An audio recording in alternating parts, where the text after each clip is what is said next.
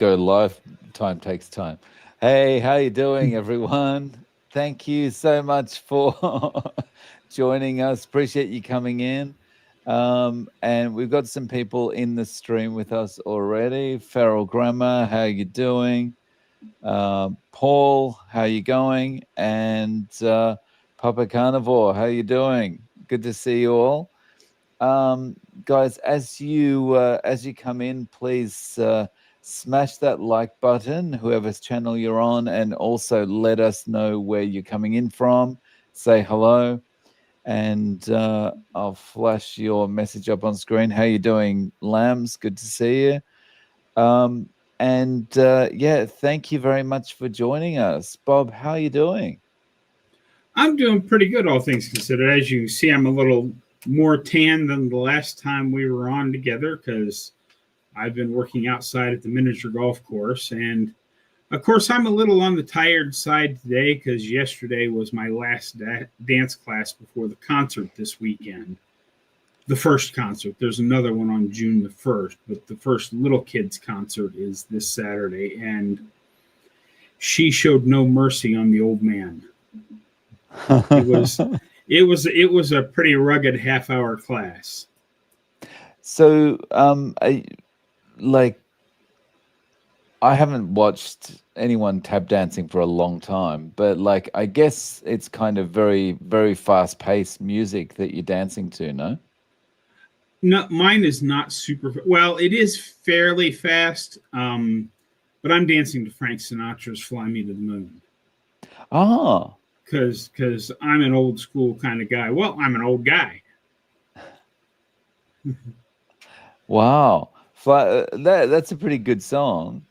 It is. Yeah. Anything by Frank Sinatra is a pretty good song. Yeah. Oh, nice. And is it the same song both times? Yes. See, what she does is, I don't know if you have kids in dance or not, but there are normally when you go, she calls it dance concert. Other studios call it dance recital. But the bulk of a dance studio's business is in little kids, kindergarten, first and second graders. So you will have, their recitals can sometimes be 4 and 5 hours long because there are literally wave after wave after wave of little kids all coming out. They don't actually dance. The kindergarten kids, they come out in their 2 rows, they stand there, they smile, and then they change rows and they kind of move their body a little bit, but that's about the total of their dancing. And then they bow and they go off stage, and that just keeps going on and on and on to keep people from getting bored. She takes all of the little kids and puts them into their own show. And she actually has 3 different shows on Saturday. So each show only has 20 numbers in it. So because it's little kids, it keeps the time down to about an hour to an hour and 10 minutes for each of the kids. So the kids don't have to sit backstage away from their parents for very long. And then she has a few of the solos from the big show, like mine, mixed into the little kids so that you don't just have to sit there and watch little kids. You get, your parents are always excited when their kid comes out on stage, but they don't really care about the other people's kids. So right. They sit there through a whole show to see their kid come out on stage in the costume they paid for.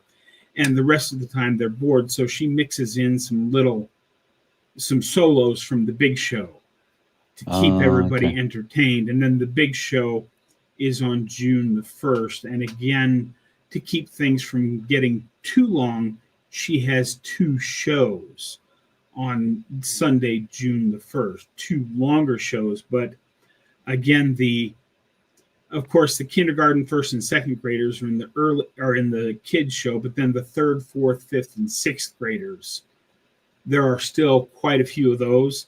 So half of them perform in the first show and half of them perform in the second show with the junior high, senior high kids, and all of the solos performing in both of the shows, and it keeps people interested. Yeah, yeah. Ah, nice. Oh, and we've got a comment here. Our daughter's high school had dance shows that were one of the highlights of the school year. Really fun. Oh, nice. So we had a question here regarding the dancing from Jeannie in Brisbane. Bob, at what age did you start dancing? 3. 3 years old. I was 3. Well, my sisters were in dance at a place in Columbus, Ohio. We went twice a week, and I was just because I was just a little kid. I, of course, don't remember any of this because I was 3. But while my sisters were in their ballet classes, I was standing in. Apparently, I was standing in the doorway, in the hallway, following along, and that's when their dance instructor, Marge Fleming, after about a month of that, said, "You need to put him in the class. He's really good." And that's where it all started. Nice. So I think I may have asked you this before, but I've forgotten what you said. Did you notice any changes in stamina and things like that with your dancing once you went carnivore? Yeah, well, I had prior to carnivore for about 3 or 4 years before that, basically up and until my heart surgery. I had been dancing, but I'd been slowly getting more tired and couldn't do it. And I had stopped about a year before my heart surgery. And then after I went carnivore, that next fall, so it would have been basically after one full year of my walking videos. So it would have been the start of year 2, walking every day. I called her up and said, "Hey, I'd sort of like to try this dance thing again, if you don't mind." And she's like, "Sure, come on over. The worst that could happen is you fall over dead of a heart attack." And so this is the 3rd year I've been back dancing with her. Nice. So we've got a comment here from John Kelly. Enjoyed your last live Q&A. All 4 gentlemen, some great advice. Before I go to bed, I drink a 1/4 cup of heavy whipping cream, and that seems to suppress my appetite until my 6 p.m. meal. Oh, nice. Oh, wow. So that's an interesting tip. Yeah. How cool is it that you can wake up, go about your day, go through the whole day, and not have to eat until 6 p.m.? Does anybody else in the chat notice that? Because I notice, even still after 3 years into this whole thing, I'll have my one meal a day sometime when I get hungry between like 2 and 5 in the afternoon. And from the time I get up to the time it's getting down towards mealtime, I'm not tempted at all to eat early. I mean, I get up, I go get my walk in, record my video, do all the stuff that I do some yard work, whatever. And eating never crosses my mind. But sitting here in the evening, sometimes it's like, man, I wish I wasn't a carnivore on one meal a day, because I could really go for a snack right now. And so does anybody else notice in the evening? Their mornings are easy. Once you wake up and get going, I don't even think about food. But in the evening, I start thinking about, well, maybe I could go cook up 2 or 3 more hamburgers. That wouldn't be too bad.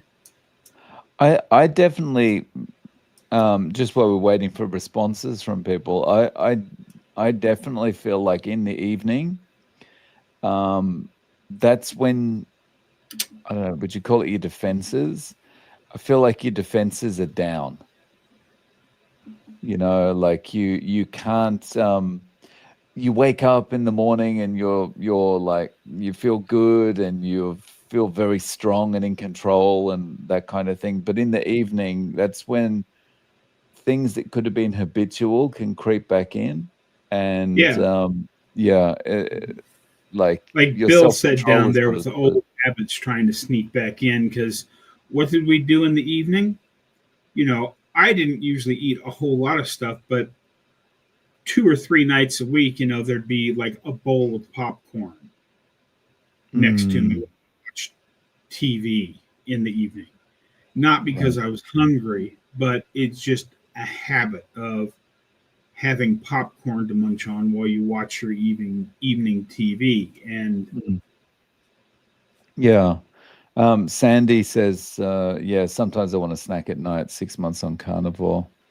Papa Carnivore says, I drink a big cup of fatty coffee with lots of butter, some bacon grease, and heavy cream. Whip it up, yum. It holds me until my midday first meal. Oh, okay, that's the morning one. And oh, Wellman 867 decaffeinated coffee and cream before bed helps me. Evening can be tough. Yeah. Okay. Sugar's Sugar's trying to bring you back. Yeah. Lambs, OMAD around 4 p.m. for me. Sometimes I can't get enough food in and desire a snack in the evening. Yeah. yeah, I And understand. Jeannie says, no way I can do OMAD, usually 2 meals a day. Mm. Yeah, and I Dave and I both talk about this a lot. What works for you is the correct diet. Yeah. You know, 1 meal a day, 2 meals a day, 3 meals a day, whatever it is that works for you and you can sustain. That's what you should do. The story I like to tell on that is James Burrows at Ready Set Keto. He has said that he feels better whenever he does like a 30-day beef, butter, bacon, and eggs challenge, a strict carnivore run. But he knows himself and he knows that strict carnivore is not sustainable for him. He likes to have his lettuce wrap sandwiches and things like that. So he does keto most of the time, even though Mm. he has said, I know I feel better on carnivore, but I can't sustain it. Mm. Yeah. Um, so guys, just a quick interruption, just some housekeeping things. Um, Firstly, whoever's channel you're on, if you haven't already, please click the like button. That'll help us get kind of spread this video a little bit more and get more people into the live chat. Additionally, if you have a question or you have something you'd like us to discuss, please put a Q in front of it in the comments, and that'll help me. That'll help me find it. Nice big Q, not a small Q. Well, small Q is okay, but a big Q is better. Um, and speaking of, this reminds me of Bart's live stream saying this. Put the Q in front of it. Did you see the video, Bob, of Bart? He was in the Daily Mail. I have not seen it yet. Um, it was premiering when I noticed it, and he had apparently already done the daily his part, and he and some other guy were talking about it. So I like up. Okay, I'm going to save the whole thing for later. Right. So I only saw the beginning of it, and then I had some StreamYard issues that I had to deal with. But the video that he loaded was actually the interview he did with the Daily Mail, it seems. And I read the Daily Mail article yesterday, or I scanned through it yesterday, and it was just the typical kind of thing. They ask him for his feedback on carnivore. He gives it. He says all his credentials, all that kind of thing.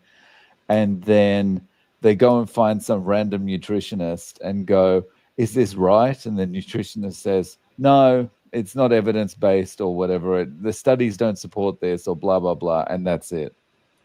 And then there's 500 comments from people fighting about carnivore below the article. It's, yeah. Yeah, Unfortunately, they don't really take it. The newspapers don't really take it seriously. Yeah. Well, that's okay because we don't take the newspapers seriously anymore. Yeah, good point. Anybody that still believes a mainstream media outlet, you're living in a whole different world. Mm. Yeah. Oh, yeah, and that's another thing, Sandy. Yeah, Kerry, I saw something he put on Facebook yesterday about he's in a Netflix documentary. I think it's something about the Liver King or something. I'm not sure, but I guess there's a clip of him in the Netflix documentary. So that's pretty cool. He should he should do what CoffeeZilla did and put a banner on his YouTube channel said "as seen on Netflix" or something like that, you know. Yeah. Yeah. Okay, we've got a question here from John. Have you guys heard of the sugar diet? What are your thoughts? Bob, what are your thoughts on that? Well, if you listen to Professor K, I don't actually know what the sugar diet is, but because of the Randall cycle, both sugar and fat together will cause the Randall cycle. So basically, your cells lock out the nutrition, and that causes inflammation and all sorts of bad stuff. That's why eating fats and carbohydrates is bad. If you eliminate one or the other, it will reduce the Randall cycle problem. You will lose inflammation and possibly even lose fat. However, one of the diets is absolutely everything you need to thrive as a human being. And one of them is the sugar diet, which will kill you. Yeah. I mean, my thoughts on it are, I think it's interesting from the perspective of one of the guys that's promoting it. I'm not sure if his name is Cole or Coleman or something like that. Is He's that the always kind of snake diet guy that's been yelling into the? yeah, that guy. Yeah, he's always yelling, and like that's kind of entertaining, especially when Bart reacts to him, right? But outside of that, the only thoughts I've got really are what nutrition is in sugar, and like that's going to be no good for your teeth, no? Like, can you imagine? Oh, look, I'm all slim on the sugar diet, but I've got I'm also all gummy in my mouth because my teeth are falling out. Yeah, it's just Yeah. Okay.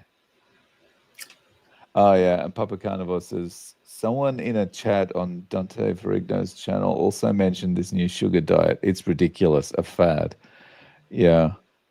But it shows you how quickly things take off these days when like it's just been mentioned in a few videos, I guess, or whatever, and it's just suddenly gone crazy. Everyone's talking about it.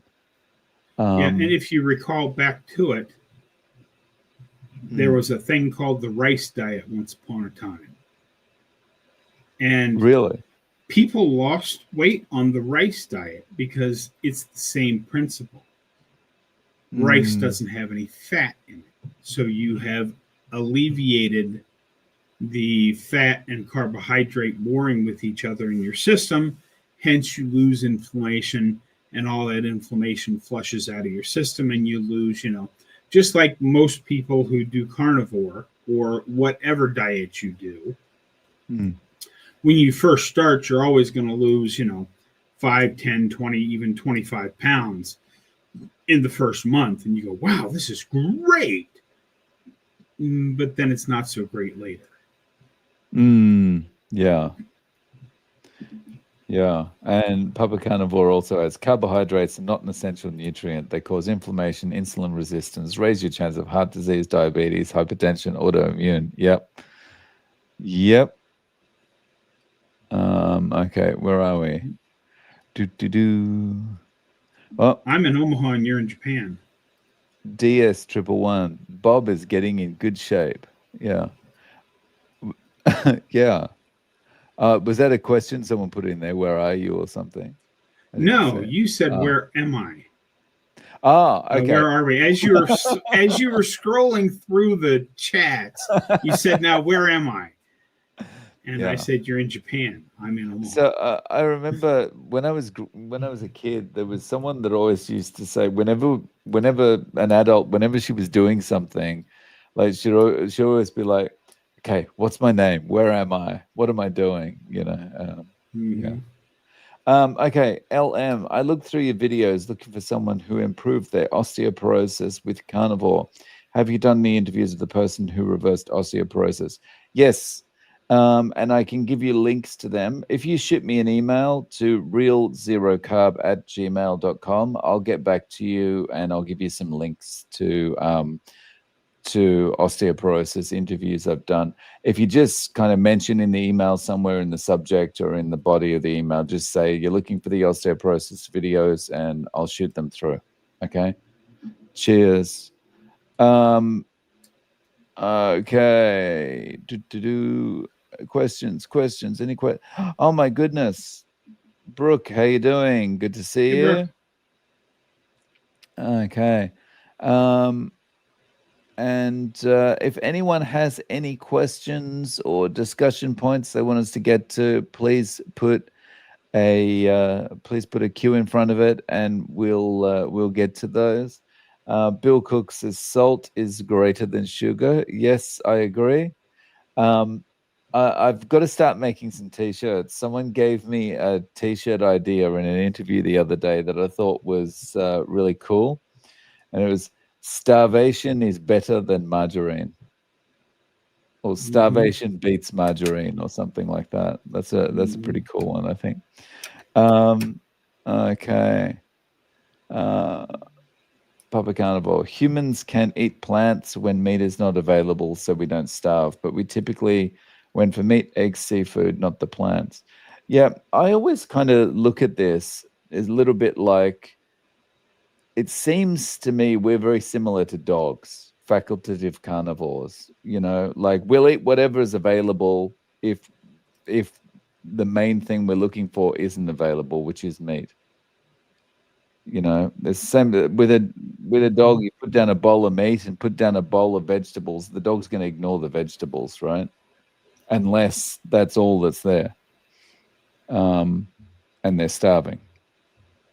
Yes, the dog has to get pretty hungry before he goes, "Oh, I'll just partake in this bowl of salad." Okay. Cordelia, Dave, I noticed you take notes during the interviews. Are you putting the videos in a way to sort symptoms reversed? Yeah, no. So basically, the reason I take notes in the interview is because I stay muted most of the time, because if I interject a lot, then what that will do is like um, affect the audio of the guest.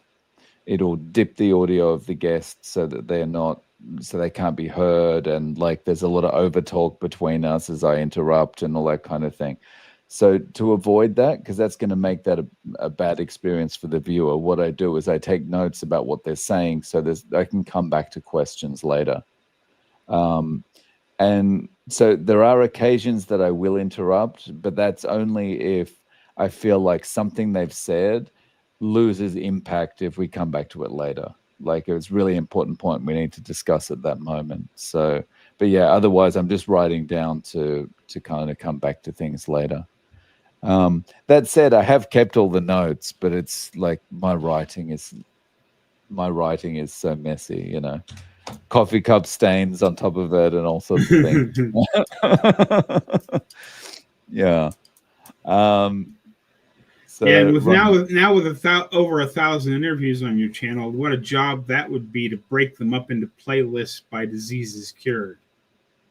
yeah, and the thing is, like very few people are coming on going, I cured this one thing, right?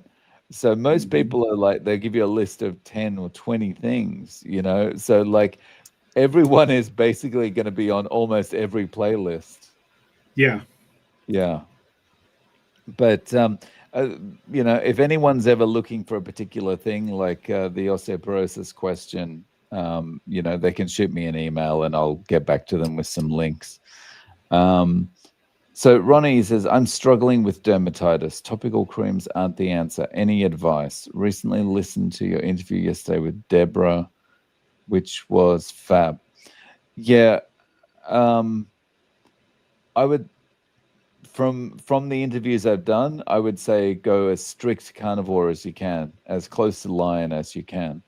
The interview I did before Deborah's was someone who had chronic eczema their whole life, and nothing would get rid of it. They were going to have to go on like serious drugs that they could never, once they start, they can never get off, etc., etc. And they went lion basically, and it started clearing up within 2 weeks and completely cleared up within 14 weeks. So that might be a good one to check up. But yeah, I would go lion. Yeah. Go just ruminant meat, salt water. Do that for 30, 60, 90 days. See how it looks. I'm sure it will be clearing up by then. And then after it's all cleared up, you can add things back, but just add them back one at a time. So if something because you never know. I mean, it might even be eggs.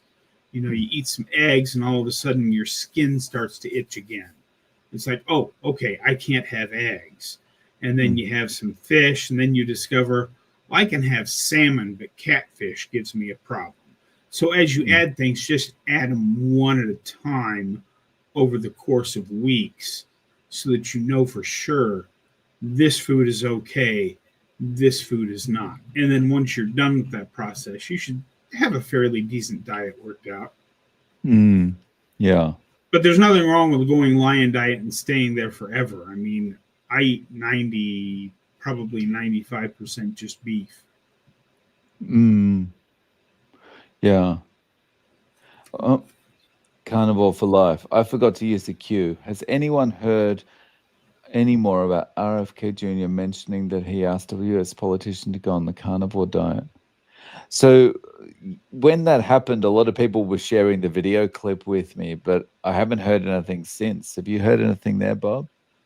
I have not. I know it's the governor of West Virginia who he was talking to, and I have no idea. I mean, some of the people that have cut carbs, if you look at the picture of President Trump the day he was inaugurated versus what he looks like today, it looks like he's dropped about 35 or 40 pounds since taking office. And I think it's due to his association with RFK Jr. Um, it'll be interesting to see. RFK Jr. is encouraging him to throw the buns away on his Big Macs or something. Uh-huh. Yeah. Wow. Cheryl Gagan, why is my HbA1c increasing and blood sugar readings on my CGM readings on carnivore? Why is it increasing?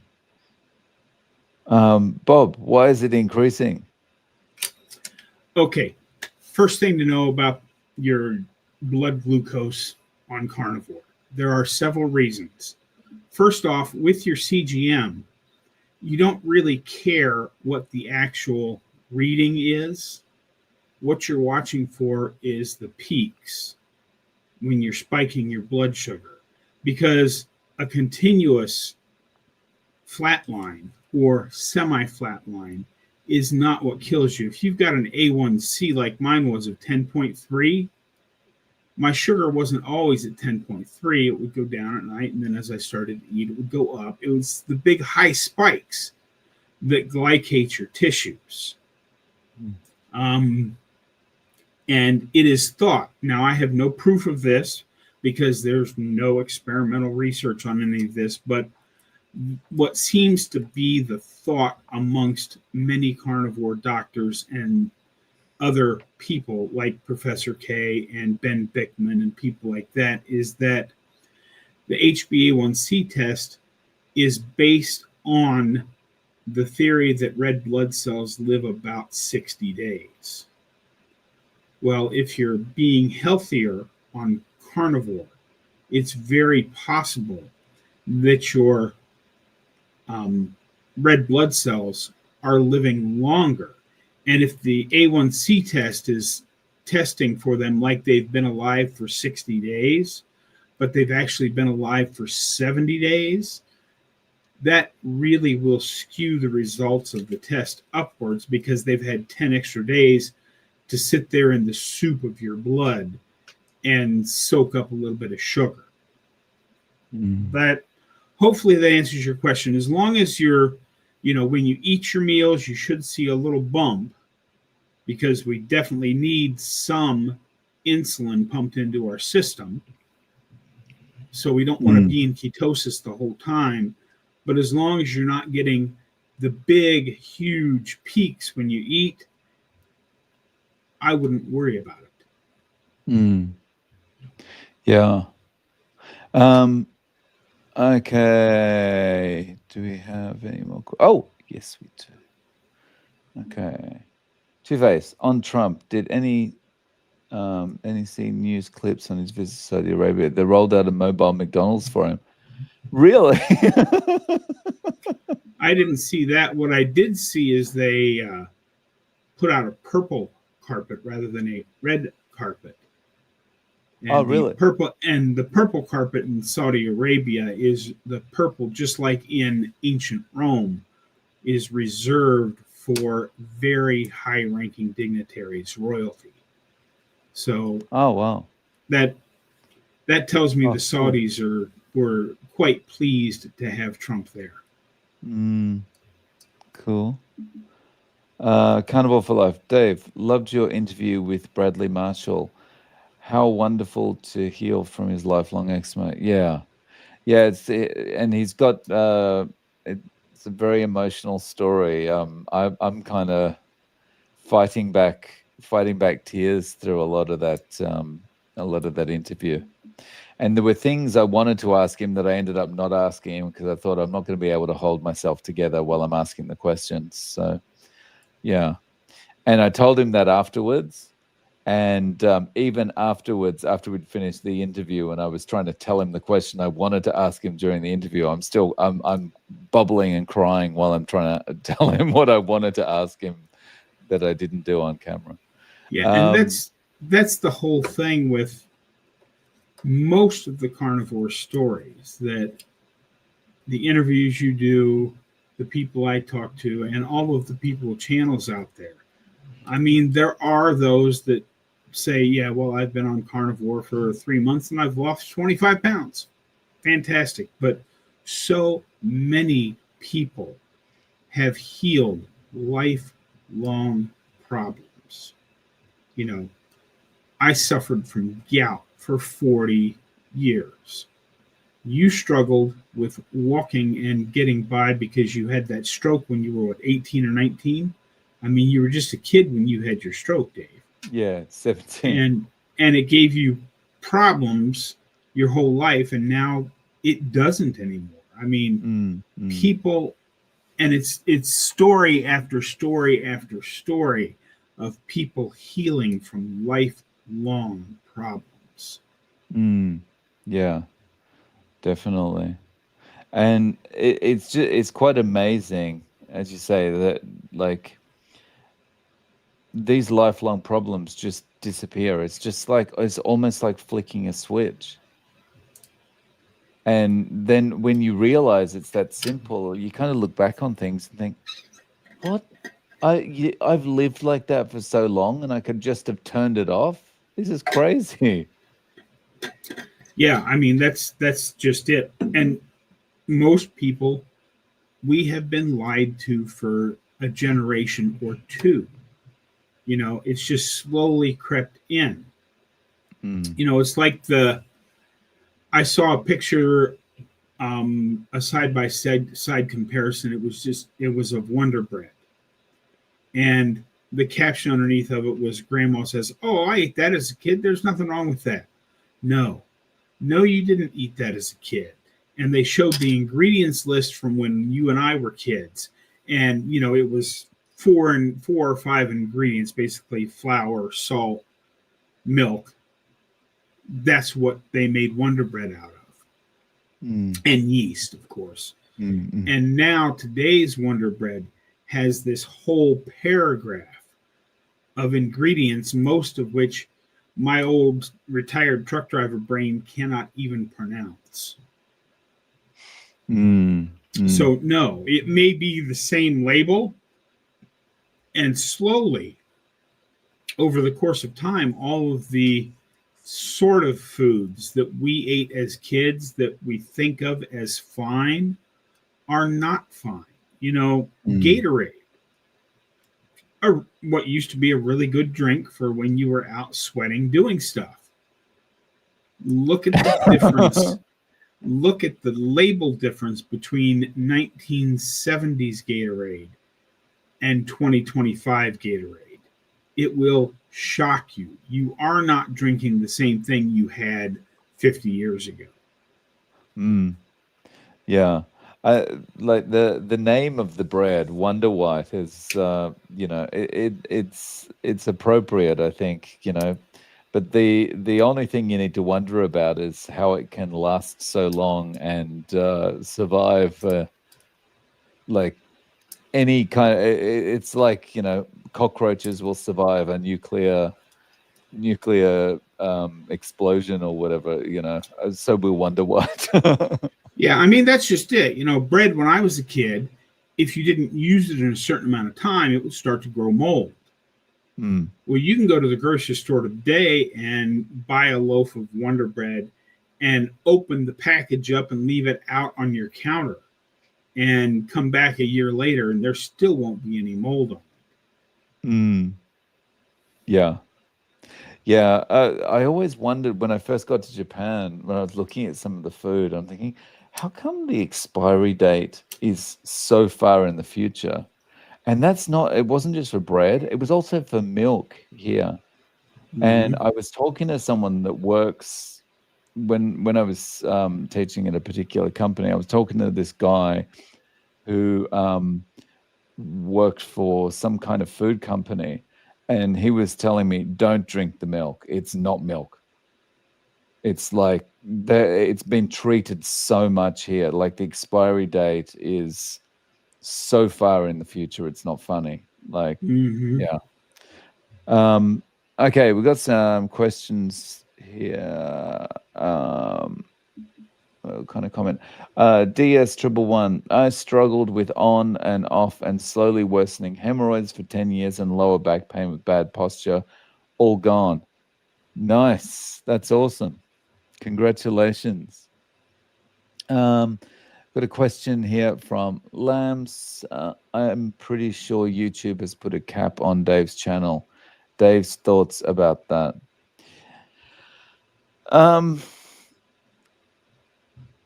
It's possible. I think, of late, like as far as, subscriber numbers, it's like watching paint dry.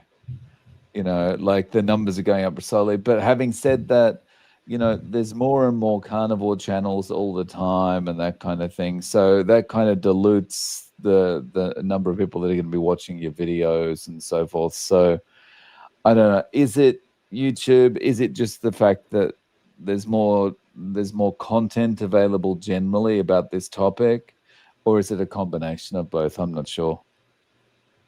So yeah. Yeah, I don't really have anything to say on that because I don't want to get either of our channels banned. But I will say I can see the difference if you go back and look at YouTube policy changes about a year ago. They added a policy that any channel that offered advice contrary to the World Health Organization will be throttled back. Mm, And all I will say is I can show you the numbers on my channel around those dates sometime. mm, And that's all I'm going to say on that, because like I said, I don't want to get either of us banned from YouTube, because for all of their problem, it is still the best video sharing platform. And this is the best place to get our message out. If something mm. else becomes more popular in the future, then we can all move there. But right now, if you have a message you want to get out, this is the place to do it. So you kind of have to play by their rules. Yeah. Um, okay. We got any other questions here? Sorry. Looking. Um, uh, I can't see anything. Yes, I was very. Oh, hang on. I can't read that in the comments. Let me bring it up on screen. Carnival for Life. Yes, I was very teary too. And also when I heard the story. Okay. I heard the story for the first time in Adelaide at the Carnival Convention. Also, the first time I heard your story, Dave. Yeah. We're talking about Bradley Marshall's story. Yeah. Yeah, it was. It's very, very touching. And that's funny. DS111 says he should put Wonder Slices on his face to stay young.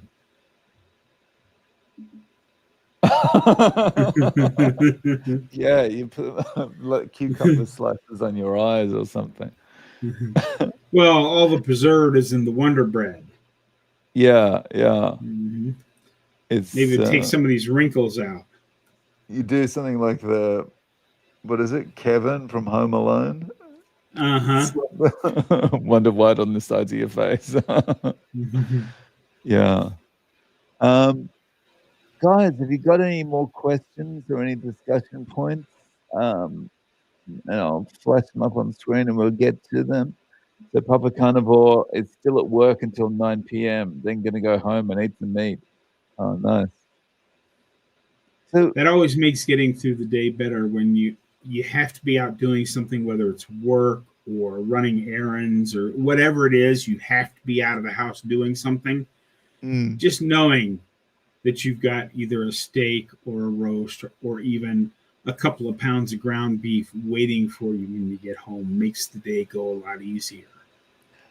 right. Yeah, definitely. Well, man, Dave, thanks for what you do. Thank you very much. Appreciate it.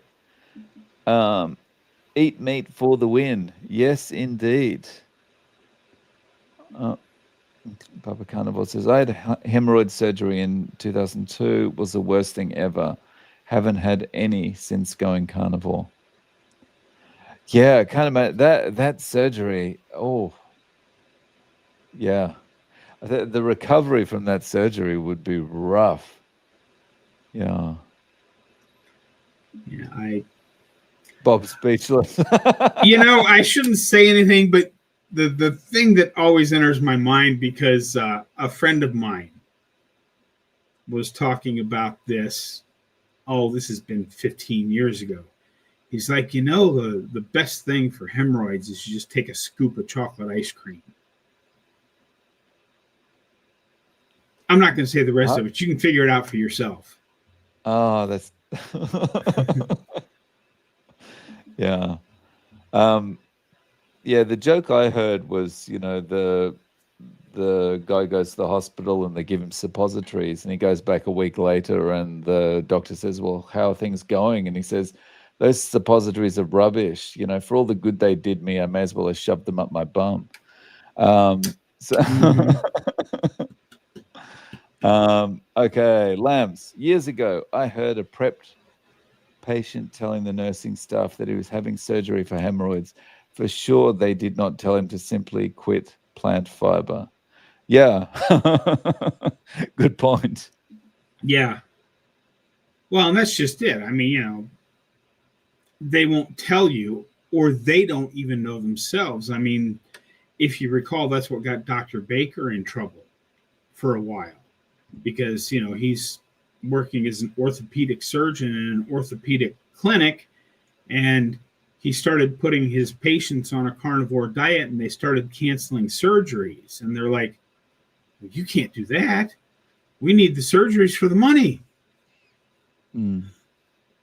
So yeah, I mean, it's like I've got a video on Gary Fettke's story, and Dr. Gary Fettke, the first thing he says in that video is he was reported for inappropriately reversing someone's type 2 diabetes on national television.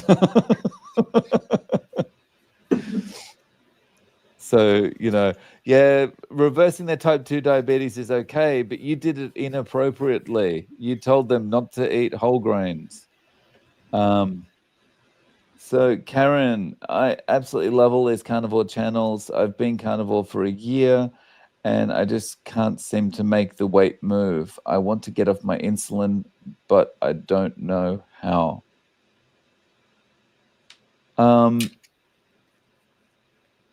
Yeah, I guess my question would be like, what level is your carnivore at the moment, as far as what are you eating during the day? Do you have any thoughts, Bob?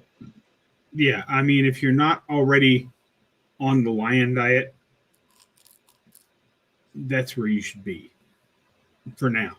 You don't have to do it forever, but you have to work. If you're taking insulin, you have to work with somebody that knows what they're doing, whether you get your doctor on board or get a nurse practitioner or somebody that knows what they're doing, so that you can, as you go strict lion diet, where you're just having beef, salt, and water. Now, depending on how long you've been on insulin, as Paul, who was in the chat earlier, will attest, if you've been on insulin long term, it can take a really long time to get completely off insulin.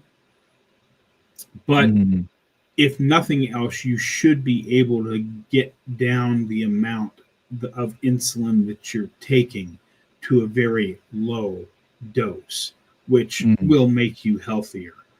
If, depending on how long you've been on it, you may not ever actually get all the way off of insulin.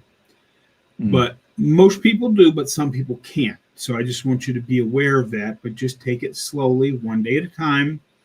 But you have to work with somebody that can take your blood sugars on a regular basis and tell you how much you should be cutting back your insulin until it gets to as low as it can possibly be, or completely gone. Of course, if you're type 1, then you always are going to have some insulin. And type 2s usually can get all the way off of it, but there are a few cases where they just can't do it because their pancreas has been burned up so bad. Yeah. Okay. Marnie Mac. Dave, do you keep all your dad jokes in appropriate database? The funny thing is, I think originally my channel, I've only been doing it for 2.5 years now, but I think you'll see the age of the channel is probably about 5 or 6 years old.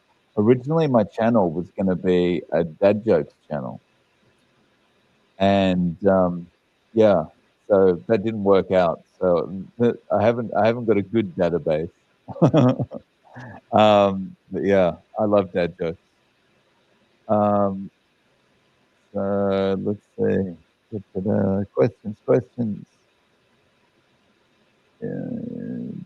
Okay. LM. Okay. How do you feel about cutting back on the fat just until the diarrhea stops? I have been carnivore for 4+ months. It's been great, except for this one problem. My feeling is you just got to kind of find a balance.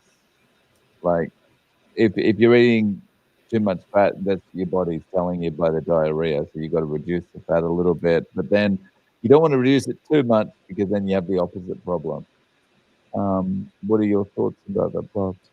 Yeah, one of the other things you can try, if you think you're at about the right fat to protein ratio, but you're still having those bathroom issues, when you make ground beef or some other type of beef, go ahead and cut the rendered fat back a little bit but then add some hard fat, like some chunks of butter, into your diet. Because with some people, the rendered fat goes right through them, literally running out the other end, whereas the harder fats like cold butter or something like that doesn't do that. It's just something you have to play with. But yeah, the short answer is until that problem stops, it's not going to hurt you to cut the fat back a little bit and just keep cutting it back till it quits and then slowly increase it back again. Yeah.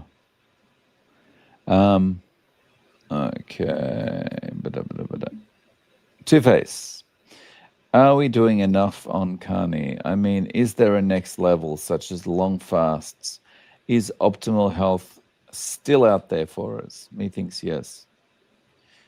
I think fasting is a good thing for the just giving your body a rest and allowing it to repair perspective.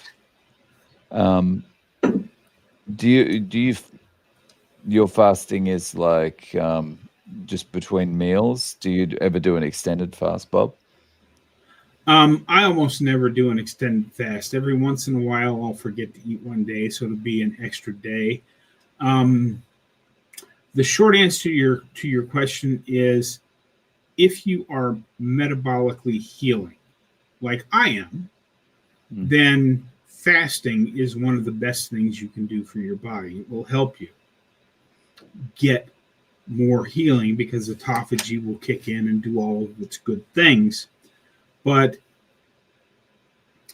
I also, once you're no longer metabolically unhealthy, I always like to use Rick, Charger Mopar, as the example for this.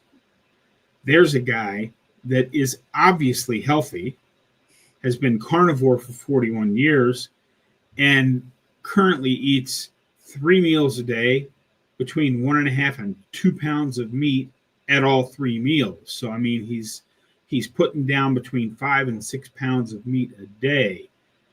So once you're healed, I don't think fasting is as important. But most of us aren't coming from the place where Charger Mopar is. Most of us are coming from a place where I have been and Dave has been and everybody else that's watching has been. We've been metabolically unhealthy. Most people weren't as fat and sick as I was. But I think if you're coming from that place, fasting is a very good idea. Like I said, I don't intentionally do more than my 24-hour 1 meal a day fast, but every once in a while I'll get busy or just not think about it and skip a day purely by accident. And then it, suddenly turns into a 48-hour fast. Yeah. So here's an interesting comment from Papa Carnivore. My doctor ignores my 100-pound weight loss and my reversing diabetes, high blood pressure, fatty liver, arthritis, depression, anxiety, etc., and just lectures me on high LDL. Yeah. This is one of my frustrations that I didn't realize until I went carnivore how much tunnel vision doctors have got because of their training.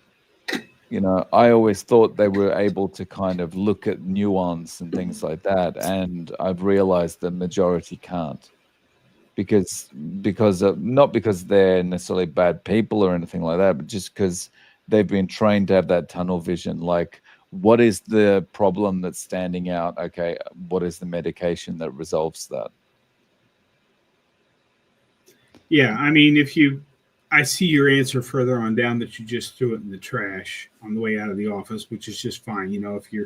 If you're not in the mood for a fight, then just take the prescription, say, okay, doc, walk out the door and throw the prescription away.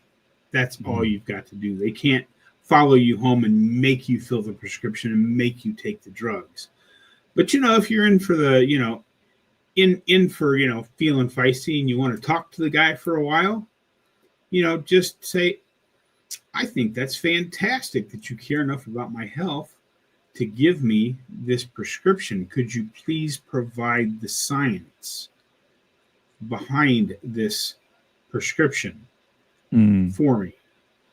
And that can lead into a whole pile of discussions about the difference between relative results versus actual results. Because yes, they have studies out there that show that statins can reduce your risk by up to 50%. But then if you look at it closer and realize that that's the relative difference in the numbers, and the actual numbers are on the line are the difference between 0.5 and 1.0, which would equate over a standard 100-year lifespan to roughly 8 days of difference. Now you've got a whole other discussion going on with your doctor. So that always, the fact that they can rely on relative risk always seems to be, for me, it feels like the inmates are in charge of the asylum. Like, they just shouldn't be allowed to do that. The authority should be saying, no, but what's the absolute risk reduction? Yeah, but it's statistics. And as the wise man once said, there are 3 kinds of lies in the world. There's lies, there's damn lies, and there are statistics. Yeah. Yeah, and no more places it clear than relative risk that, statistics can be made to say whatever you want, right? Oh, yeah. I mean, one of my brother's PhDs is in economics, games theory, and statistics. And he was curious once upon a time, and this has been 15 years ago or so. He did a comparative analysis of Big Ten football to SEC football. And he entered in, 20 years worth of schedules and wins and all of the numbers and crunched the numbers down and said, this is the perfect statistical model.